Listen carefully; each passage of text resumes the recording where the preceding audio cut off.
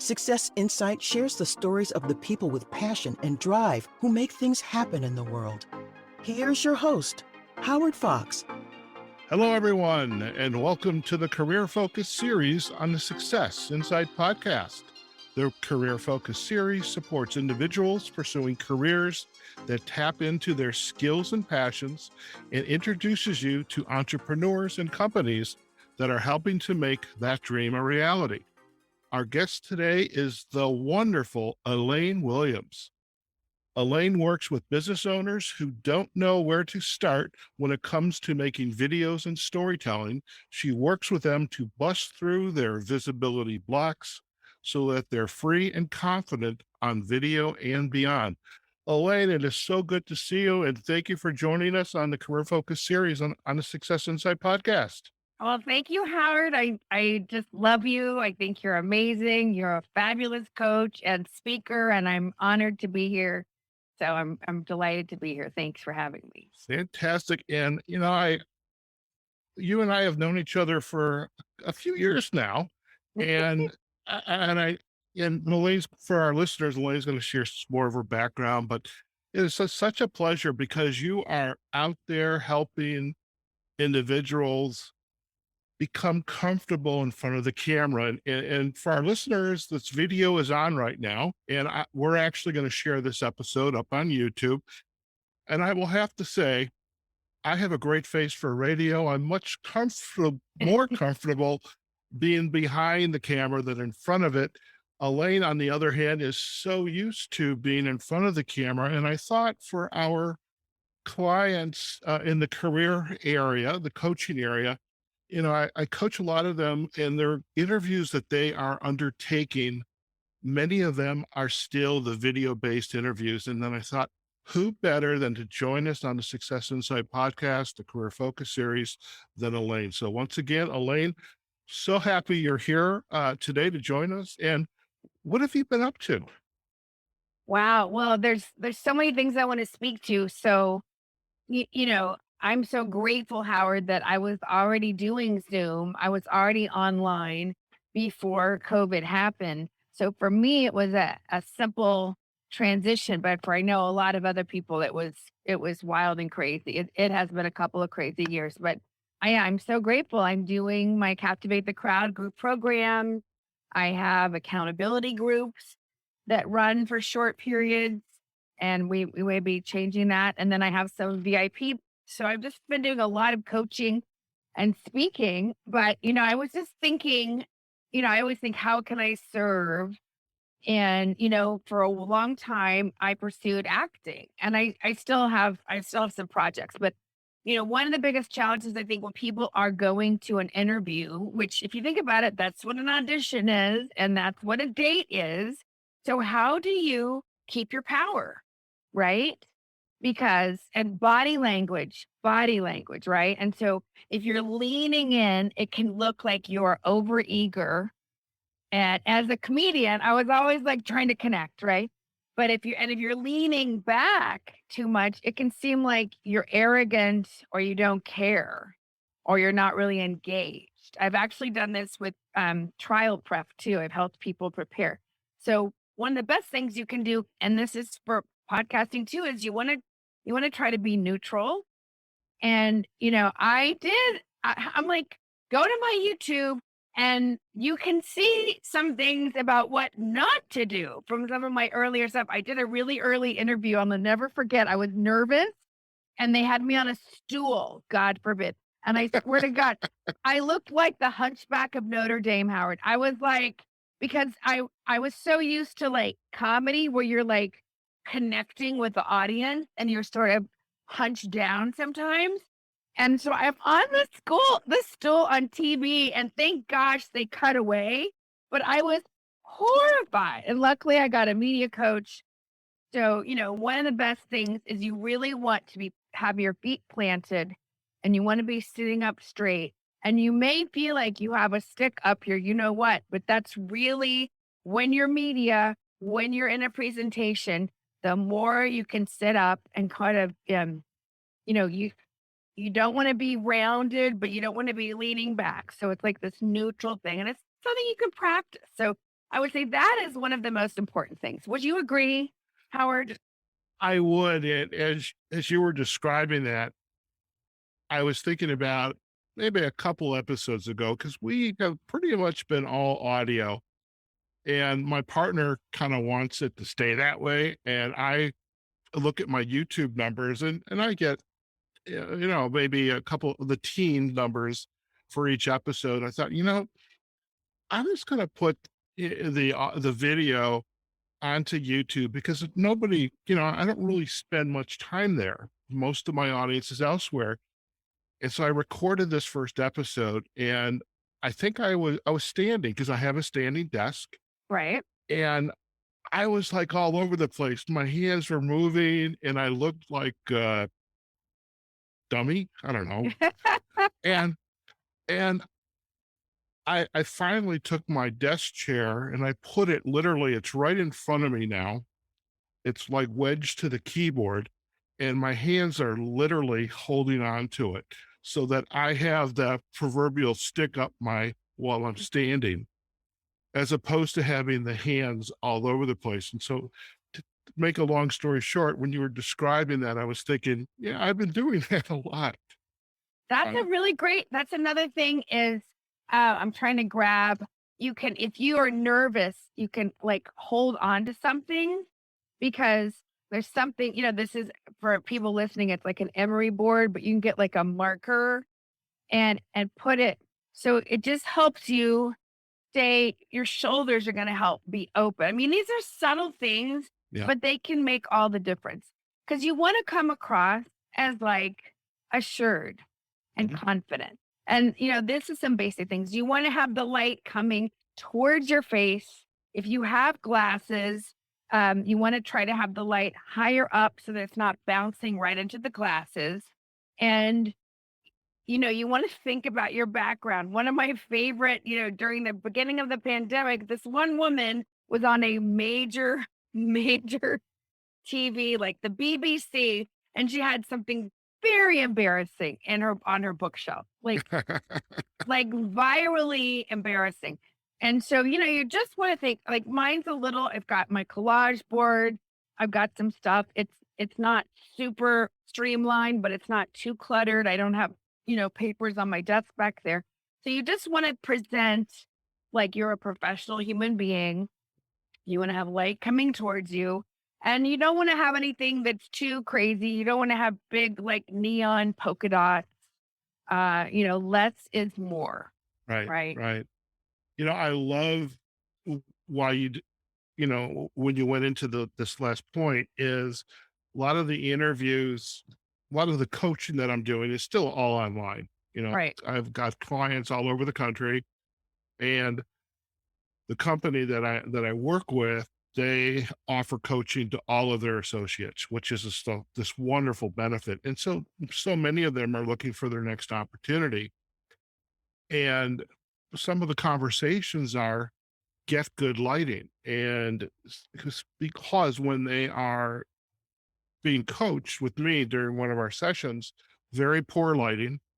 And I know if there's different cultures, darker skin, the cameras are probably maybe not the best cameras, and poor lighting, that can be a distraction when you are being interviewed for the Yeah. interviewer. And you're also communicating a message to the interviewer about what, essentially how you're showing up. Right. And I think that this idea of having good lighting, even if it's a nice lamp, just get it in front of you so that you are Yeah. lighting yourself up. Now you're not wearing glasses like I am. You have like a ring light there. I have a couple of things going on. This is, my dad sent this to me for my birthday. It's a Mickey Mouse ring light. I'm like, They're like $7 on Amazon. And you can get a couple of these, and you can get the battery kind or the kind that plug in. But these are just great to put over your phone. You want to have 2 or 3, right. or, I have another version. This is a very basic Home Depot work light, $8. And then I have some gauze over it because I'm a woman in my 50s and I like to have soft lighting. Right. So it doesn't have to be that, just a few ring lights can make all the difference. And obviously, you don't want to have light behind you because that backlights you, and that's a whole nother can of worms. Right. Um, Another thing, Howard, and I'm sure you and I talked about this when we worked on that shoot together, but just doing basic things like or taking 3 deep belly breaths. In fact, everybody put your hands on your lower belly Okay. and take a deep breath with your belly.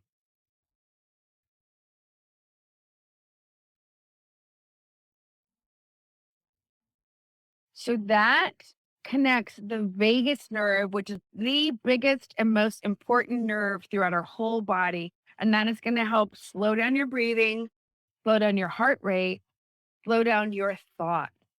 And we want to come across when we are interviewing like someone who is collected, who is calm, who thinks before we speak, something I'm still working on because I'm like, oh my God kind of person, which is fine. But you want to come across as confident that you can speak with conviction, Mhm. and it's okay to take a pause.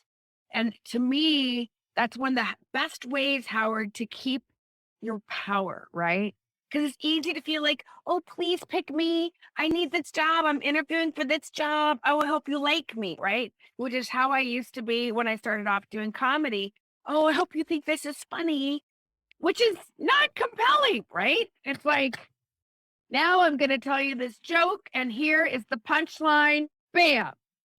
And then your audience is supposed to laugh, right? And so obviously it's a slightly different exchange when you're interviewing, but you want to come across as open and assured. Mhm. And one of the best ways is to be grounded and to have deep belly breathing, which will help you maintain like your power. Remind me to ask you this question. This can even be a little bit of one-on-one coaching after this call. When I end my podcast, I am essentially doing a thank you again for joining, and I'm doing my close live as opposed to a recorded close. And by the end of it, I realized I haven't taken a freaking breath. Oh, right. Oh my God. And I'm like, oh, please, Lord, just let me get through this. And it all works out great. And I think for the individual who's interviewing, think of not very long, extensive responses, but sound bites as they're telling the story. And say a sentence, breathe a little bit, take a breath, do another sentence, take a breath. Don't try to, Right. this is not a long distance, marathon, which sometimes it feels like when I'm doing the close, it's like, oh God, just let me get through this. Right. No, that's a good point, Howard. Yes, breathing is definitely underrated. It is very underrated. I notice right now, Elaine, that you're looking at me. Now I am looking at you. If I move my eyes down a bit, now I'm looking at the camera, looking at the Zoom window. What are your recommendations for the individual in the interview in terms of looking? Are they going to have some post-it notes maybe just below the camera, or are they going to just have to memorize? And you're an actress, a comedian, you have to memorize your lines. What are they going to do when it Well, comes to being on the interview? Howard, that's a great question. And for a lot of people, seeing yourself can be so distracting, especially if you're nervous or have a tendency to be hard on yourself, and most of us do. So if I have something that's high pressure, I will like check things and then I will put a post-it note over my face because it's just that's going to help me focus on you. Now, this is just like a fun, casual thing. If we were doing like a formal interview on, like say CNN, I would probably be sitting up even, more, and I would be really trying to stay completely focused on my camera. I have a little post-it note with a hole punch right over it to help me really focus. Okay. But that being said, it's absolutely okay to be like, I think I was there from 2015 to 2016, right? Because in real life, we don't go like this. Tell me about your family, Howard, and then tell me about this and how it's your hike. We don't that's called, that's intense and weird, right? In real life, we have conversations and we go, when what? I think, right? We look away, you can take a breath, you can grab some water. So there's a fine line. You don't want to be like all over the place, loosey goosey. I am looking at you, but you're just below, right? But Okay. at the same time, you don't want to be like, That's because that's just kind of weird, right? That is kind of weird. That's kind of Yeah. weird. Now, right now, you're smiling at me, and how can we not smile at each other? It's just so good to see you. It is so good. And but if I had never met my interviewer before, maybe I have, there's this resting face, Oh, which yeah. for some of us, I'm not going to say exactly what I meant to say, but you know what that is. I do. But when I have my resting face, I can, everything is relaxed. And I may look like I'm intense, I'm angry. What are your suggestions for the interviewee during the call and coming across as somebody who's friendly and somebody you want to get to know? What techniques can they begin to practice and This use? is, oh my gosh, this is like the $1,000,000 question, Howard. I can tell you really know yourself. So, this is a great listening is so hard. I watch movies as a trained actor. I watch the people listening. So I challenge everybody listening, watch the news people when they are interviewing and watch how they listen. So let me show you what not to do. When I get really into something and I breathe, like when my clients are doing stuff, I am like breathing for them. I am like this. I will, sometimes I'll get so into it. I'm like, and luckily, my friends been like, Elaine, close your mouth. So I was doing some Zoom jams and I had one of my comedians, I was coaching a comedian. And so, I get so invested and I'm like, oh, and then I do that. Like I make these weird faces. Well, that's not going to help you. And also you don't want to be like, some people, when they listen, they frown, they concentrate. And I do that sometimes where I'm like, so you really want to practice this. I strongly suggest anybody interviewing get on a Zoom with another friend and practice. Mm, Practice your listening face.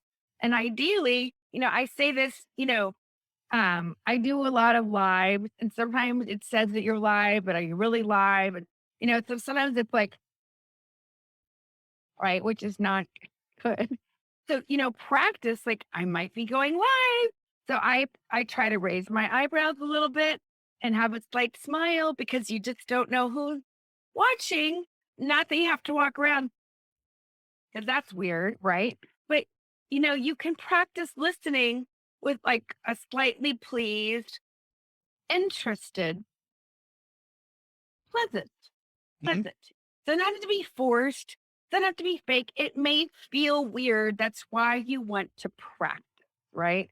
And here's the thing when we go for coffee, right? When we go for coffee or old interviews in person, we didn't have a camera staring back at us, right? Right. That's one of the reasons there's been so many, like, there's a lot of neck lifts happening, I think, and you can change it so that you don't see yourself. But I think it's easier just to put a post it note over your face. But you just want to practice. Okay. Okay. Mm.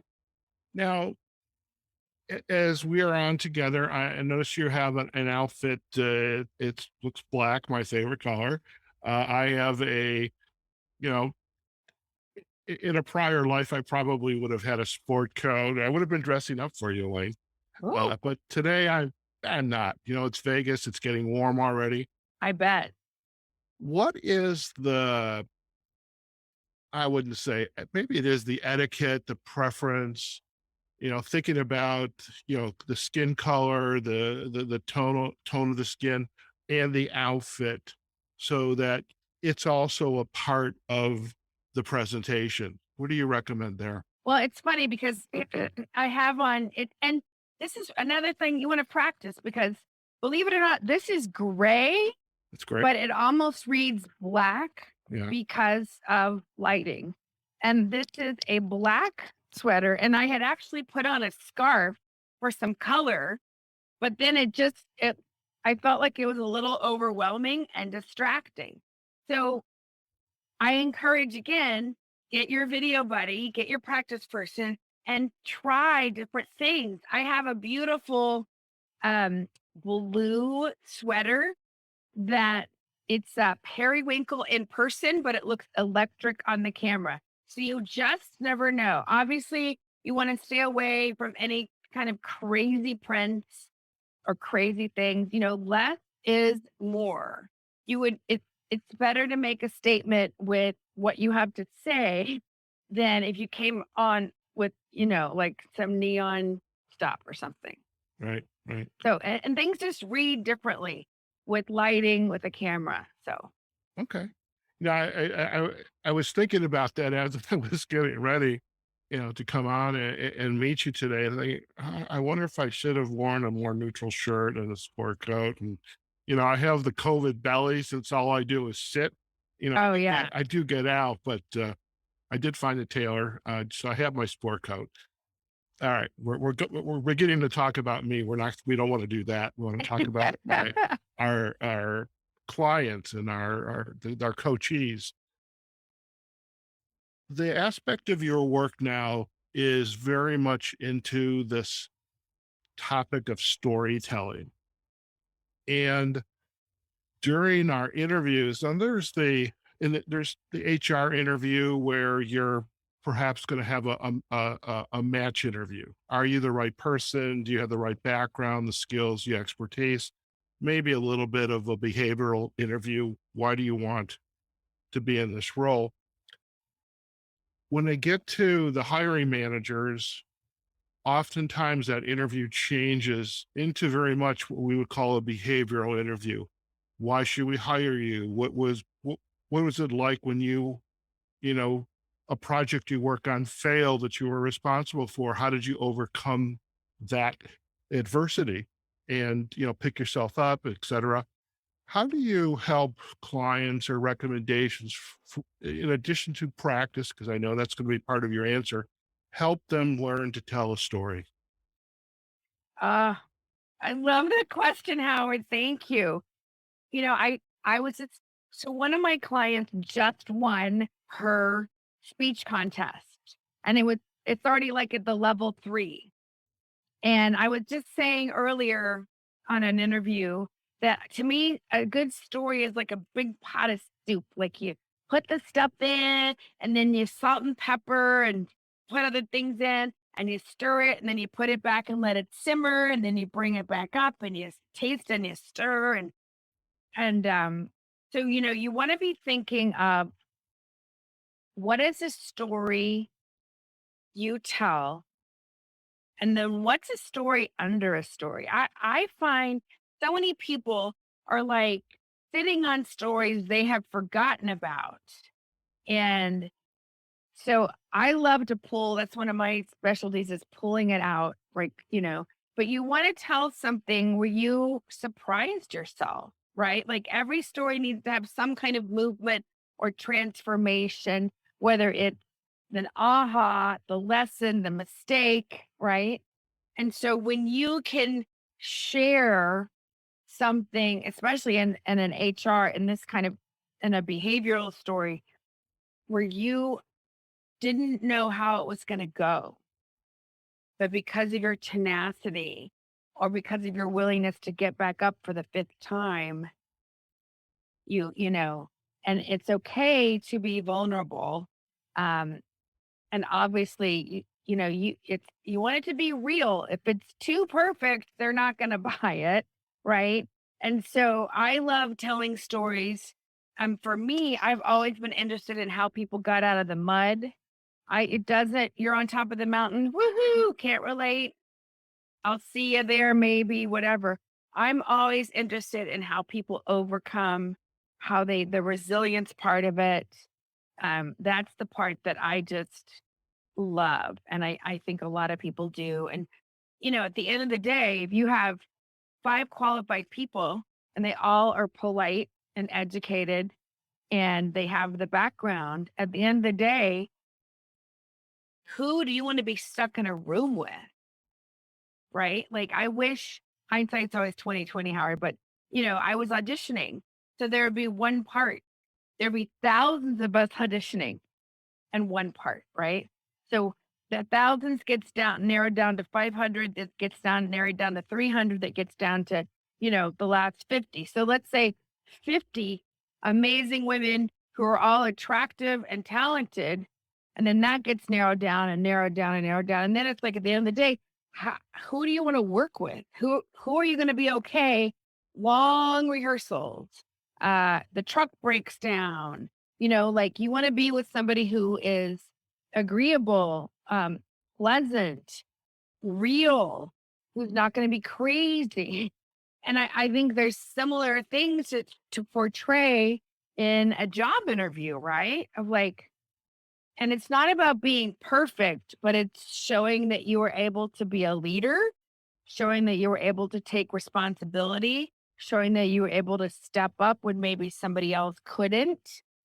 So you want to be thinking in those terms of when you're telling a story. And it's obviously it's good to practice these before you go to the interview. Again, it's great to practice with somebody like Howard or me or a video buddy.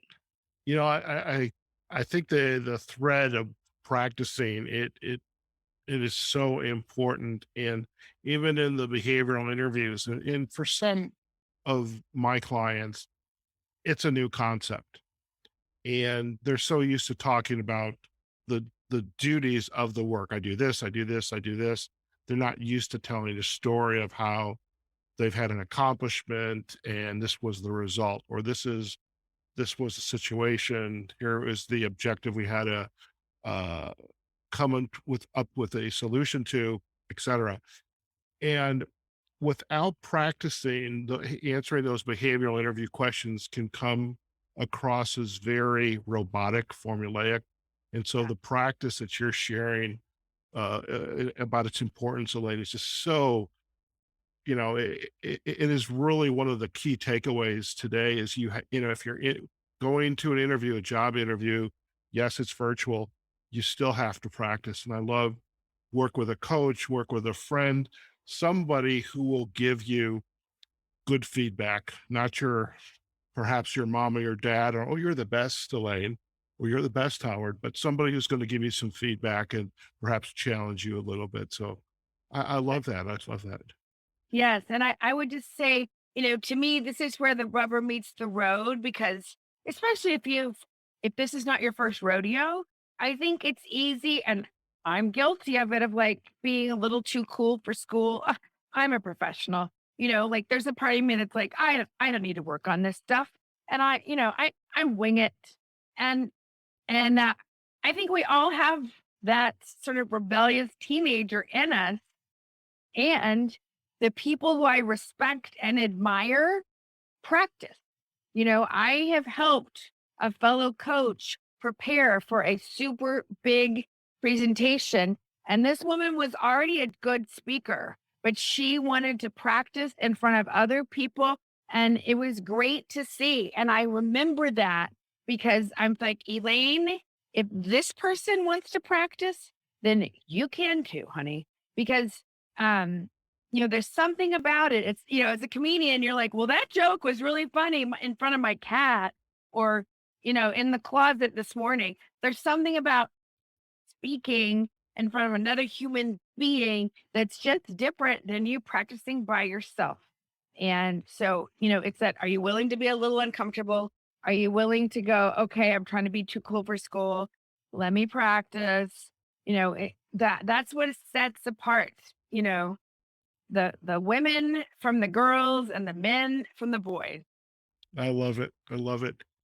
Elaine, as you look back in the work that you have been doing, I mean, you and I have known each other, I don't know, 5, 6 years now. I wish we had known each other a lot longer. A lot of fun to be with, and Oh, I thank love being you. around you.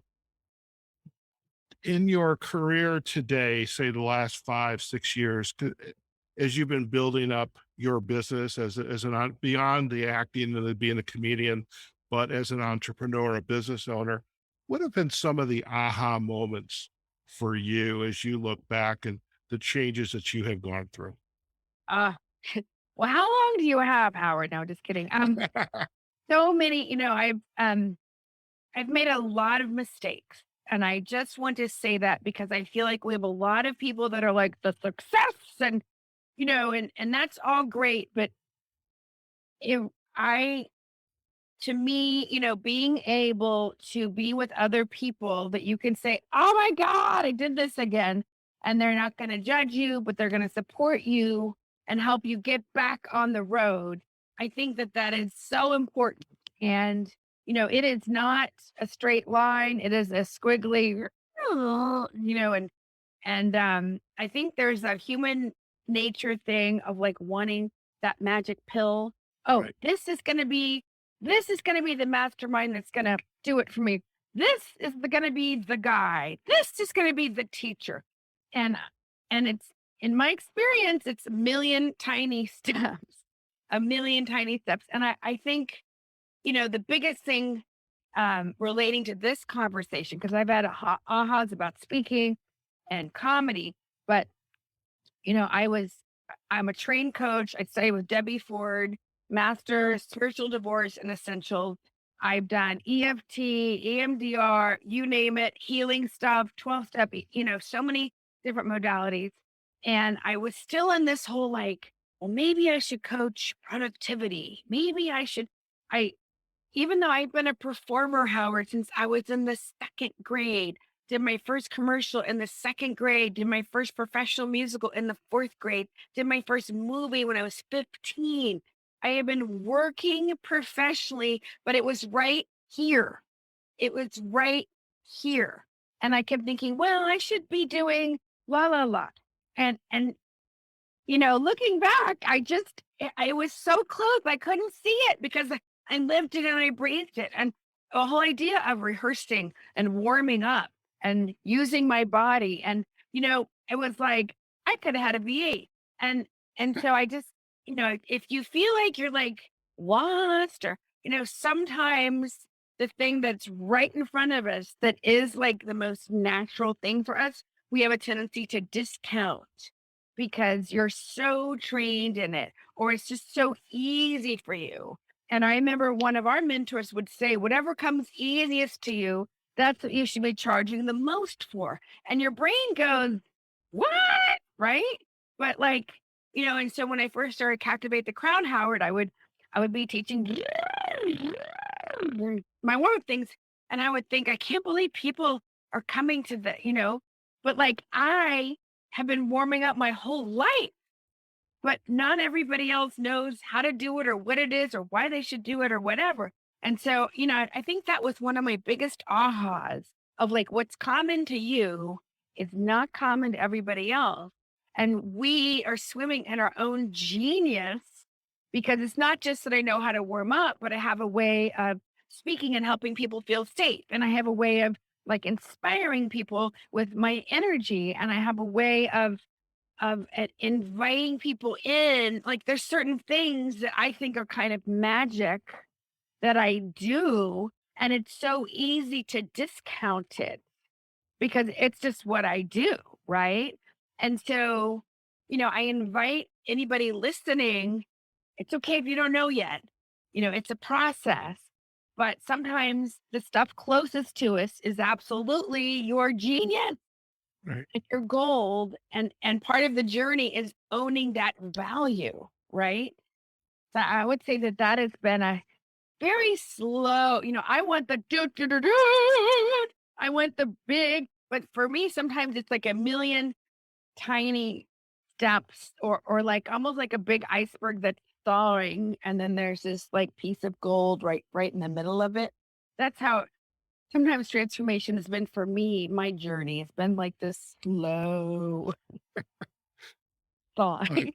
I can so appreciate what you've just shared, and that too was very insightful. So, is the your personal aha, but also the insight to our listeners is sometimes you have to take a step back and see what's right out in front of you. Again, that's why they come to us because we're coaches.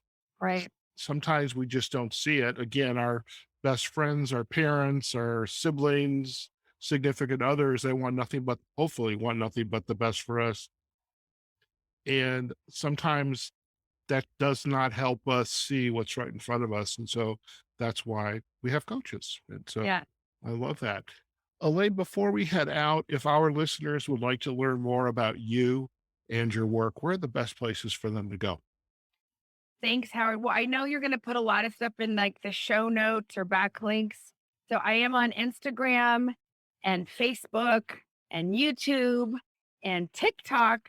But the best way is if you go to captivatethecrowd.com, there is a confidence on camera checklist.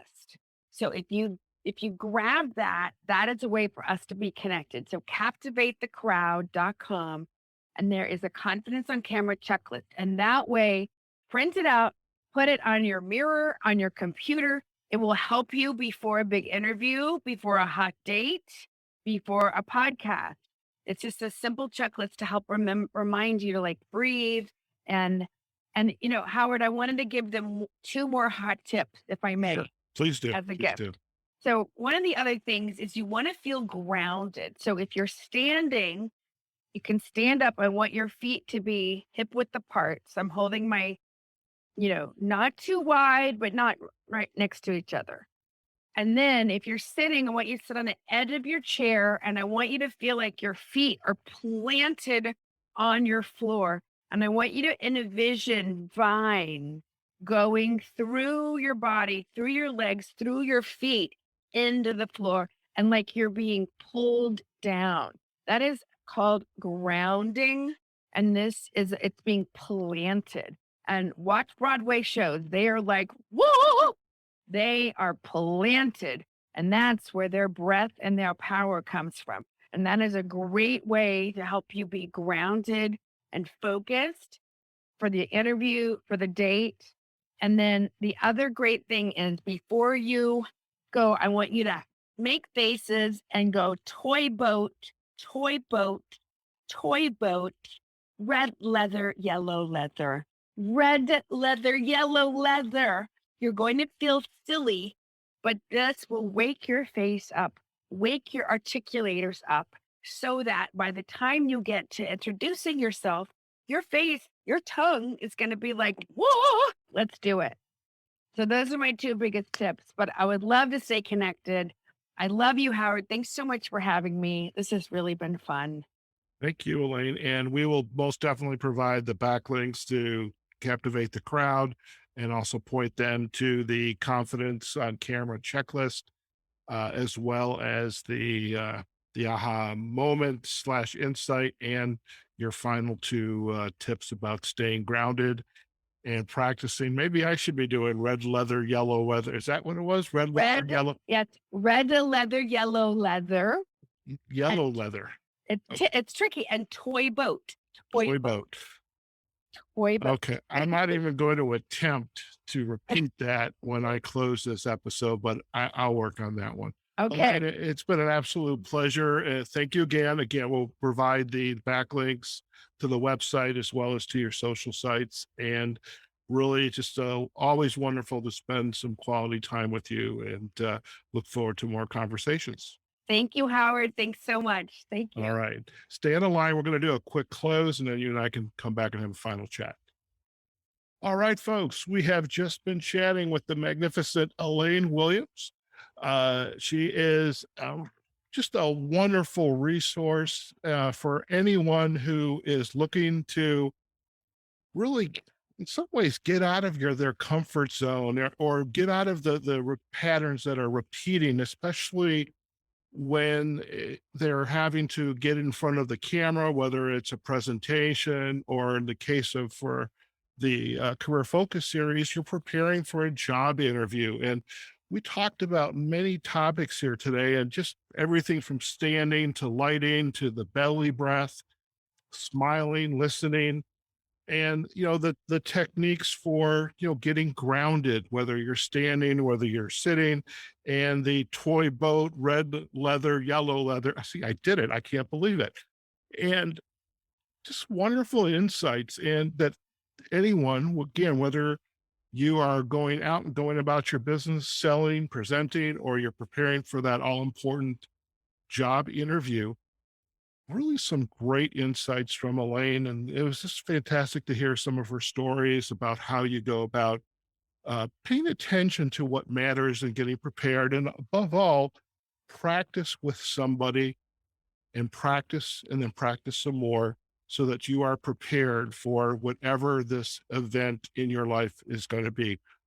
Folks, we hope you enjoyed today's episode of the Career Focus series on the Success Insight podcast.